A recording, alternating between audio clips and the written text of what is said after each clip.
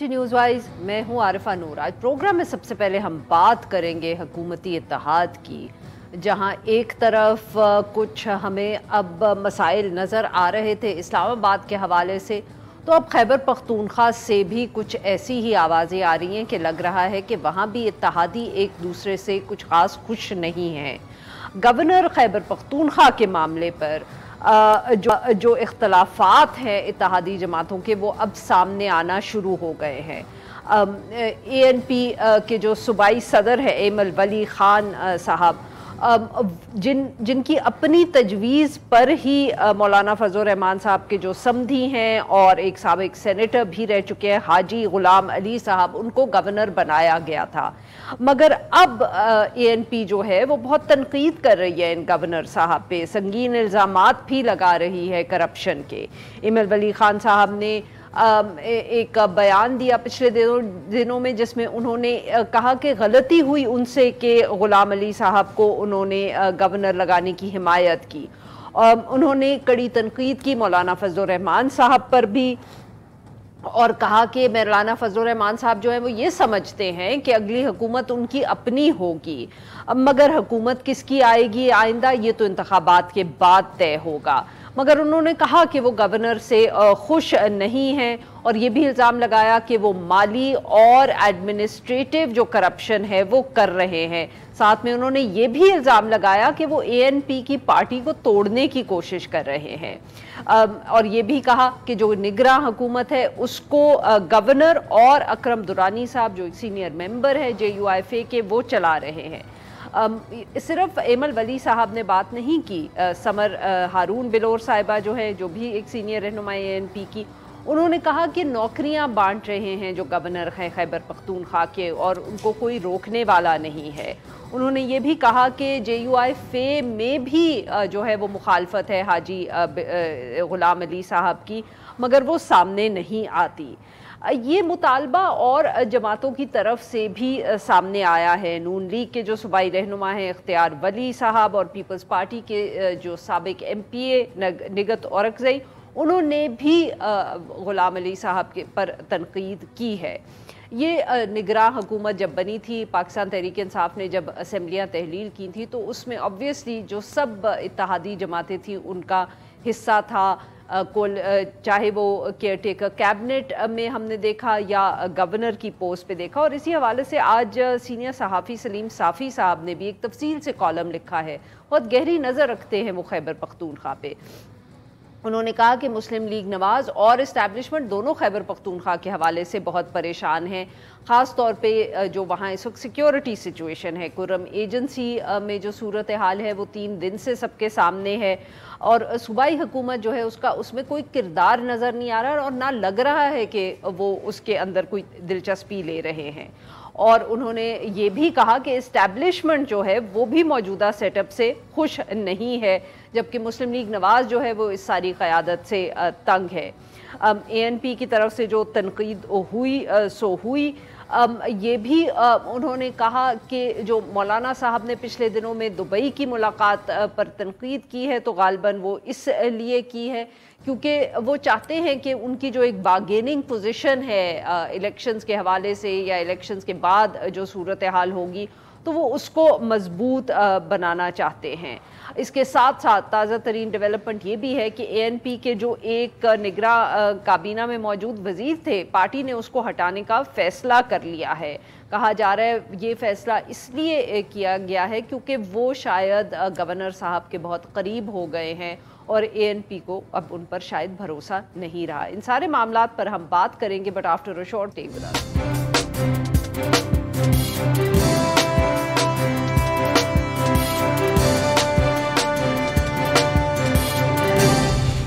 News का bureau चलाती हैं पेशावर में। Welcome to the show. जी हाफिज साहब, आपसे सर गुफ्तगू का आगाज़ करेंगे। ANP की तरफ से बहुत संगीन इल्ज़ामात लगाए गए, ख़बरें भी इस तरह की सामने आ रही हैं कि बहुत इख्तलाफात हैं ANP के और JUIFA के, और तनकीद भी बहुत अब ANP की तरफ से हो रही है। सर क्या वजह है, क्यों एकदम ख़ास तौर पे जब अब इलेक्शंस इतने करीब हैं तो ANP کو گورنر صاحب سے اتنے اعتراضات ہیں اور اتنے وہ سنگین الزامات لگا رہے ہیں کرپشن کے بھی؟ بسم اللہ الرحمن الرحیم، بہت شکریہ عارف ابھی۔ دیکھیں، بات یہ ہے جہاں تک گورنر صاحب کا تعلق ہے خیبر پختونخوا کے حوالے سے، پہلے تو یہ بات ذہن نشین ہونی چاہیے اور این پی کی قیادت کو بھی معلوم ہوگا اور یقیناً معلوم ہوگا کہ آئین میں گورنر کے اختیارات کہاں تک ہے۔ کیا وہ انتظامیہ میں کوئی مداخلت کر سکتا ہے؟ کیا ڈیولپمنٹ کے حوالے سے کیا ان کا کردار ہے؟ ایک تو یہ معلوم ہونا چاہیے۔ میرے خیال میں گورنر ایک نمونے کے طور پر، وفاق کے نمائندے کے نمونے کے طور پر ہر صوبے میں گورنر کی تعیناتی لازمی ہے۔ دوسری بات یہ ہے کہ گورنر صاحب جس کی تعیناتی ہوئی ہے غلام علی صاحب کی، یہ پی ڈی ایم اور حکمران اتحاد میں جتنی بھی شامل جماعتیں ہیں ان کی مشاورت سے ہوئی ہے۔ یہ جمعیت علماء اسلام نے خیبر پختونخوا پہ مسلط نہیں کیا ہے بلکہ مشاورت سے، اتفاق سے۔ تیسری بات یہ ہے کہ گورنر صاحب کی تجویز میرے خیال میں، اگر آپ کو یاد ہوگا، آج بھی ریکارڈ پر موجود ہے، ایمل ولی خان صاحب جو این پی کی قیادت کر رہے ہیں صوبے کی سطح تک، چارسدہ کے عام جلسے میں جب بائی الیکشن ہو رہی تھی، اس نے خود اعلان کیا کہ جب غلام علی جلسے میں پہنچے تو ایمل صاحب نے کہا کہ ہمارے خیبر پختونخوا کا آنے والا گورنر غلام علی ہوں گے، اور پھر جلسے سے معاف کریے گا سر، وہ اب یہی تو کہہ رہے ہیں ایمل ولی صاحب، وہ کہتے ہیں کہ غلطی ہو گئی مجھ سے کہ میں نے حمایت کی اس فیصلے کی اور ان کو گورنر بنانے میں اے این پی نے بھی ہاں کی۔ نہیں، دیکھیں، غلطی ہوئی یہ تو میرے خیال میں اس سے جان خلاصی ممکن نہیں ہے کہ اتنے بڑے فورم پر، پی ڈی ایم اور حکمران اتحاد کے فورم پر کافی گفت و شنید کے بعد جب ایک فیصلہ ہوتا ہے، پھر اس کے بعد آنن فآنن کہا جاتا ہے کہ غلطی ہوئی۔ اگر گورنر کے خلاف کچھ شکایات ہے، اور آپ کو معلوم ہے کہ حکومت ہے نگران وزیر اعلیٰ کی، نگران حکومت ہے، نگران حکومت کی ذمہ داریاں کیا ہوتی ہے، پھر نگران حکومت میں گورنر کا کیا رول ہوتا ہے۔ اب بات آئی کرپشن کے الزامات یا ٹرانسفر پوسٹنگ کی، اس کا گورنر سے کیا تعلق ہے؟ البتہ اگر کچھ نہ کچھ شکایات ہے، سوالات ہے، تحفظات ہے، تو اس کا فورم یہ نہیں ہے کہ میڈیا پر ہم ایک دوسرے کو سنا دیں، ایک دوسرے کو نیچا دکھائیں۔ اس کا طریقہ کار یہ ہے کہ پی ڈی ایم کی قیادت بھی موجود ہے اور حکمران اتحاد کی قیادت بھی ہے، N P, J U I, P M L N, peoples party Islamabad میں بھی بیٹھ سکتے ہیں، مولانا صاحب کے ساتھ بھی بیٹھ سکتے ہیں، ان شکایات اور اعتراضات، تحفظات، خدشات کو ان کے سامنے رکھ سکتے ہیں۔ جہاں تک کرپشن کی بات ہے، یہ ایک جملہ مجھے اجازت دے ایک جملے کی، جہاں تک کرپشن کی الزامات کی بات ہے، میرے خیال میں غلام علی صاحب سینیٹر رہے ہیں، غلام علی صاحب پشاور کا ناظم رہا ہے مشرف کے زمانے میں، اس کا بیٹا بھی آج میئر ہے پشاور کا، اور پشاور میں 70,000 ووٹ انہوں نے لیے، وہ میئر بنا، اور آج غلام علی گورنر ہے۔ وہ اتنا بڑا بزنس مین ہے ماشاءاللہ، اللہ تعالیٰ نے دولت سے ان کو نوازا ہے، ان کو کرپشن کی ضرورت ہی کیا ہے؟ وہ کیوں کرپشن کرے؟ وہ 70,000 ووٹ انہوں نے لیے، وہ کرپشن کی بنیاد پر لیے۔ بالکل ٹھیک جی۔ فرزانہ صاحبہ، آپ نے سنا حافظ صاحب کی گفتگو، بٹ بہت ذکر ہو رہا ہے، ایک دم ہمیں یہ بتائیں کہ کیا وجہ ہے کہ ایک دم اے این پی کو اتنے شدید اعتراضات ہو گئے جے یو آئی فیس سے، اور خاص طور پر گورنر صاحب سے، اور اتنے سنگین الزامات بھی لگا دیے؟ بہت شکریہ۔ دیکھیں، اگر آپ خیبر پختونخوا کو ذہن میں لائیں اور اس میں سے آپ پی ٹی آئی کو، یعنی پاکستان تحریک انصاف کو، تھوڑی دیر کے لیے منظر سے خان صاحب کے بغیر رکھ لیں، ٹھیک ہے؟ میں آپ کو ایک سینیریو بتا رہی ہوں، آپ اس کو بس ذہن میں سوچئے اور پھر دیکھیے کہ دو بڑے سٹیک ہولڈر جو ہے اگلے جنرل الیکشن میں کون ہو سکتے ہیں، تو آپ کو اپنی بات کا جواب مل جائے گا۔ اب ہوا کیا، جب پی ڈی ایم تھی، ظاہر ہے بنی، ابھی بھی ہے، لیکن اس میں سے پاکستان پیپلز پارٹی اور اے این پی وقت کے ساتھ ساتھ علیحدہ ہو گئے۔ اب عوامی نیشنل پارٹی جو تھی، ظاہر ہے وہ ایک لحاظ سے اس کے لیے مجبوری تھی کہ وہ نگران حکومت میں چونکہ اسے اپنا شیئر چاہیے تھا تو وہ آ گئے، لیکن اس وقت بھی ان کا بہت ساری چیزوں پر ایک دوسرے کے ساتھ اعتراض تھا. لیکن وقت کے ساتھ ساتھ ہم نے یہ دیکھا کہ حمزہ صاحب کی میری دل میں یقیناً بہت عزت ہے، لیکن ایک بات یہ سچ ہے جس کو کوئی بھی نظر انداز اگر کرتا ہے یا اس سے انکار کرتا ہے تو پھر ظاہر ہے ہم اس کا احترام ہی کر سکتے ہیں. لیکن اس وقت خیبر پختونخوا جو ہے وہ گورنر ہاؤس سے چل رہا ہے، اس میں دو رائے ہی نہیں ہے.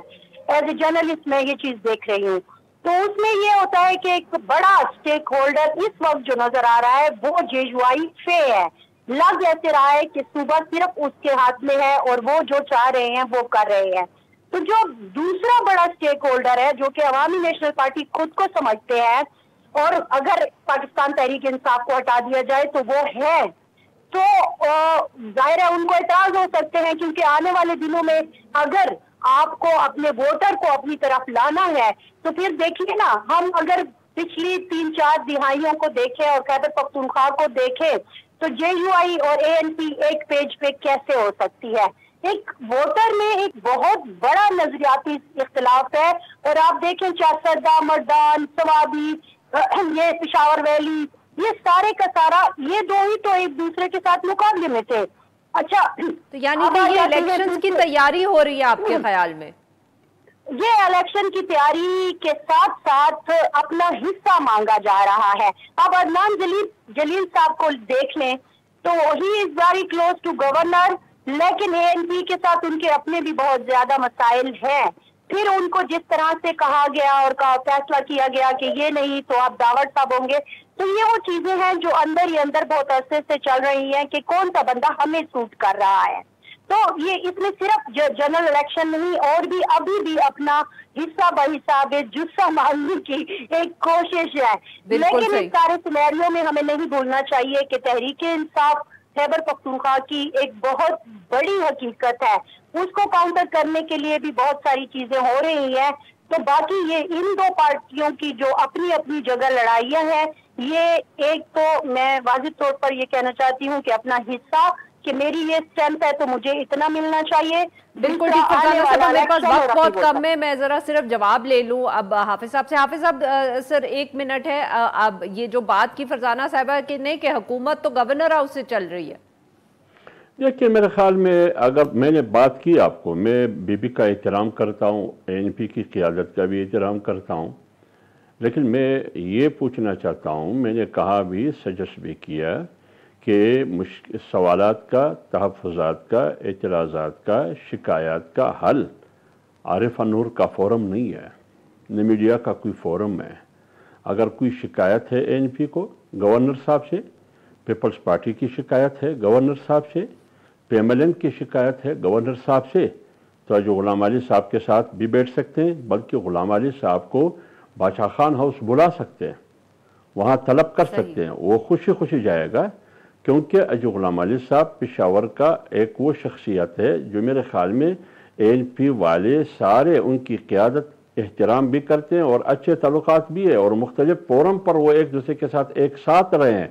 اگر فرض کرے اس فورم پہ مسائل کا حل نہیں نکلتا تو مولانا صاحب کے ساتھ امیر حیدر ہوتی بیٹھ سکتے، وزیر اعظم صاحب کے ساتھ مولانا صاحب، حیدر ہوتی، ایمن ولی، پیپلز پارٹی کی قیادت یہ بیٹھ سکتے ہیں. یہ مسائل یہ نہیں ہے کہ میں عارف نور کی شو میں بیٹھ کے یہ مسائل ہے، وہ وہاں سے جوابات دے، میں یہاں سے الزامات لگا دوں، یہ مسئلے کا حل نہیں ہے، اس سے اور انتشار پیدا ہوگا. انہوں نے لیے وقت نکالا. ناظرین یہاں پہ لیں گے ایک چھوٹا سا بریک، اور جب ہم بریک سے واپس آئیں گے تو ہم بات کریں گے جو آج بلوچستان میں واقع ہوا اس حوالے سے. اسٹے ود اس.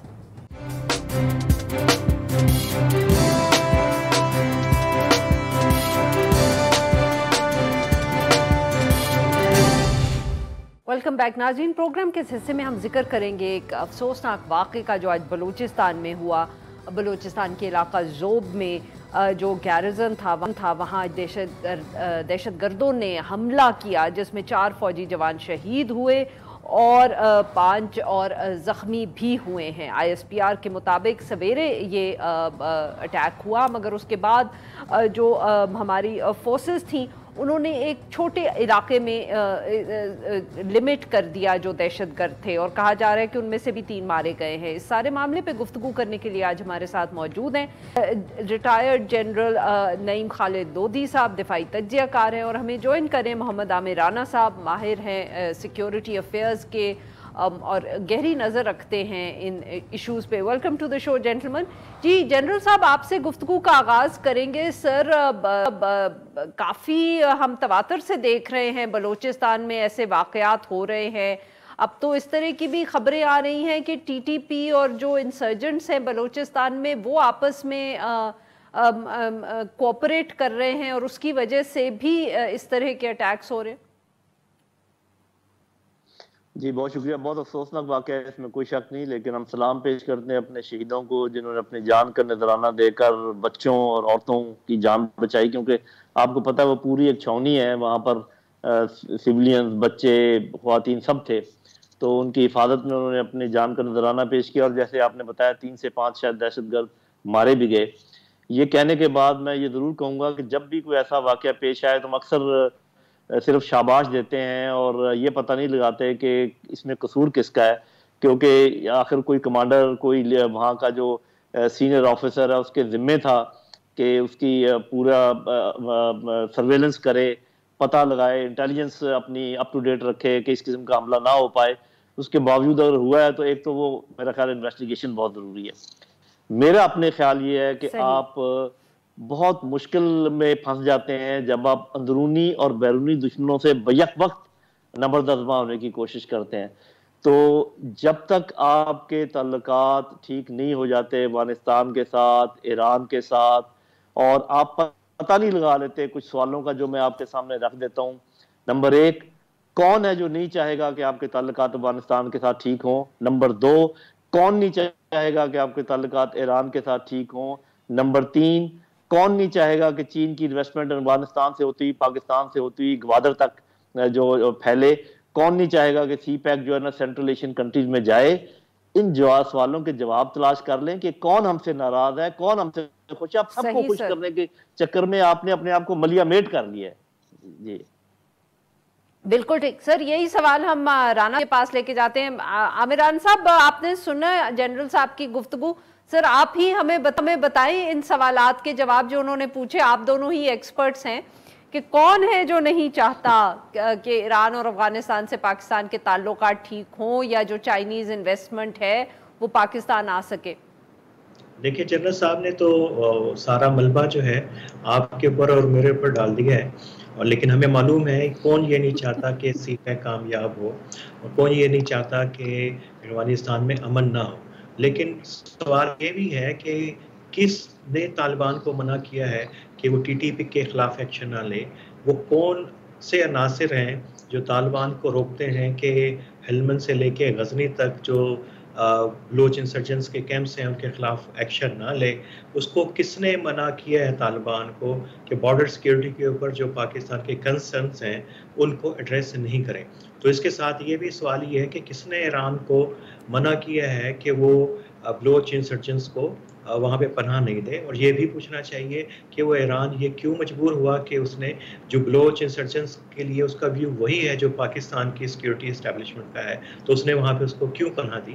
پھر پاکستان کے اندر بھی یہ سوال ہونا چاہیے کہ آپ باوجود سارے معاملات کے کہ پاکستان ابھی تک کیوں آنکھیں بند کیے ہوئے ہے کہ طالبان جو کچھ بھی کیے جا رہے ہیں اور پاکستان مسلسل ان کو سپیس دیے جا رہا ہے؟ یہ سارے سوالات بڑے امپورٹنٹ ہیں، لیکن میرا خیال ہے کہ اس سارے بڑے کانٹیکس سے ہٹ کے یہ اس کو تھوڑا سا اسٹیٹسٹکلی بھی چیزوں کو درست رکھنا چاہیے۔ ہمیں پتہ ہے کہ پاکستان کی جو سیکیورٹی فورسز ہیں بڑے افیکٹو کاؤنٹر آپریشنز انہوں نے کیے ہیں۔ یہ تاثر کہ بہت دہشت گردی بڑھ گئی ہے پاکستان میں پچھلے 2-3 مہینے میں، یہ تاثر میرا خیال ہے کہ خاصا غلط تاثر ہے۔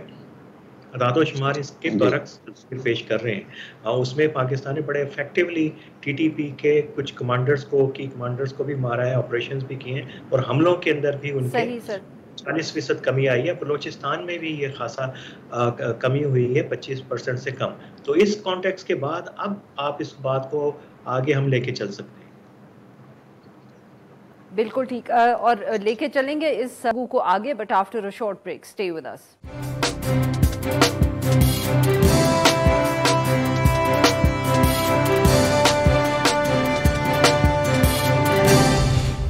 वेलकम बैक नाजरीन। हम गुफ्तगू कर रहे हैं जनरल रिटायर्ड नईम खालिद लोधी साहब से और मोहम्मद आमिर राना साहब से, और हम उनसे बात कर रहे हैं जो आज बलूचिस्तान में वाक़या पेश आया।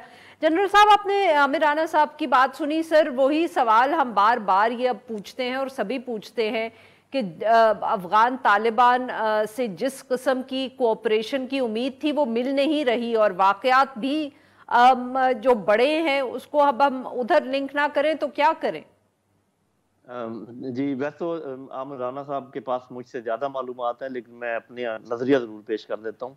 पहली बात तो ये कि उन्होंने खुद कहा कि वाक़यात इतने ज़्यादा बड़े नहीं मचा जा रहा है, गो कि ठीक है, हाई प्रोफाइल अटैक्स हुए इन ज़मानों में।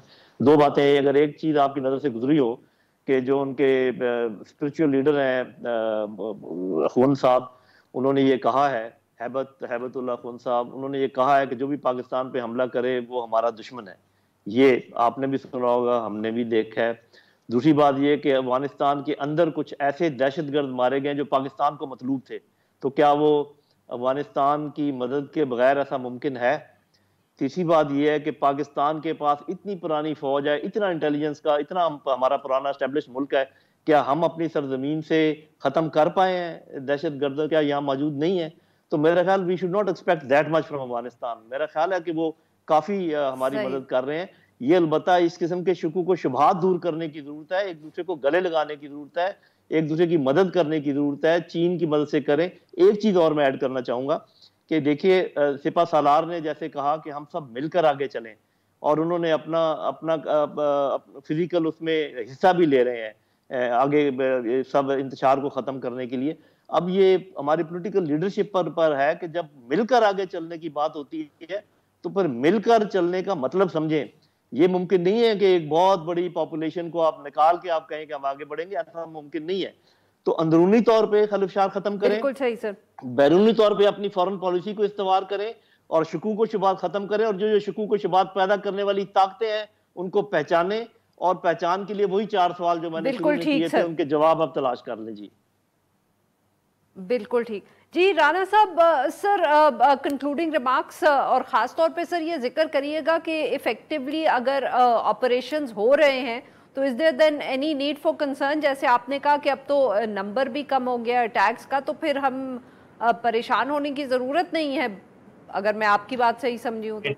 ऐसा मतलब नहीं है। दादोशुमार कम होने का मतलब है कि पाकिस्तान की तरफ से काउंटर टेररिज्म के ऑपरेशन चल रहे हैं और वह जवाबी कार्रवाइयाँ की जा रही हैं, और इसका ये भी हरगिज़ मतलब नहीं है कि ये हमले किसी वक्त बढ़ नहीं सकते, चूँकि दहशतगर्दों के नेटवर्क जो है इस वक्त मौजूद हैं, और उनको जो ज़्यादा सपोर्ट है वो सबके इल्म के अंदर है कि अफगानिस्तान से है। पाकिस्तान के अंदर जो उनकी सपोर्ट नेटवर्क है उसके बारे में भी मालूम है कि वो कहाँ पे मौजूद हैं। और ये थ्रेट तो जो है, जब पाकिस्तान के अंदर सब कंसेंसस था और यहाँ पे कहा जाता था कि तमाम सियासी और अस्करी क़ुव्वतें इदारे सेम पेज पे हैं, उस वक्त भी दहशतगर्दी जारी थी, बल्कि जो एक्सट्रीमिस्ट नैरेटिव थे इंतहा पसंदी के, उनको ज़्यादा परवान चढ़ने का पाकिस्तान, हम सब वन पेज पे ही हैं। जी, तो बाकी जो है मामला, कुछ डेवलपमेंट्स हो रही हैं रीजनल लेवल के ऊपर। तालिबान के ऊपर प्रेशर है चाइना की तरफ से भी, उसके ऊपर शायद आपकी नज़र से मैंने लिखा है। ईरान के साथ ताल्लुकात हैं, उसमें कुछ बेहतरी आ रही है। कोऑर्डिनेशन और मिसट्रस्ट का जो एलिमेंट है उसके बारे में उम्मीद है कि वो ग्रेजुअली उसमें कमी आना शुरू होगी, लेकिन अभी शुरू नहीं हुई। तो इस तरह के ऑप्टिमिज्म तो है और कुछ डेवलपमेंट्स हो रही हैं, लेकिन वो कहाँ पे जाके कन्वर्ज होगी, क्या उनका नतीजा निकलेगा, उसमें अभी देखने वाली बात है। अभी जो इमीडिएटली जो हम एक असेसमेंट कर सकते हैं कि वहाँ से जो एक दहशतगर्दी है और उसके जवाब में पाकिस्तान के क्या इकदाम हैं, वो उसके ऊपर बात हो सकती है। फिजिकल जो ऑपरेशंस हैं वो बड़े इफेक्टिव चल रहे हैं, लेकिन डिप्लोमेटिक फ्रंट के ऊपर पाकिस्तान को बहुत ज़्यादा कुछ करने की ज़रूरत है। बहुत बहुत शुक्रिया मेहमानों का, उन्होंने हमारे लिए वक्त निकाला। नाजरीन, आज के लिए बस इतना ही। We'll be back tomorrow at the same time.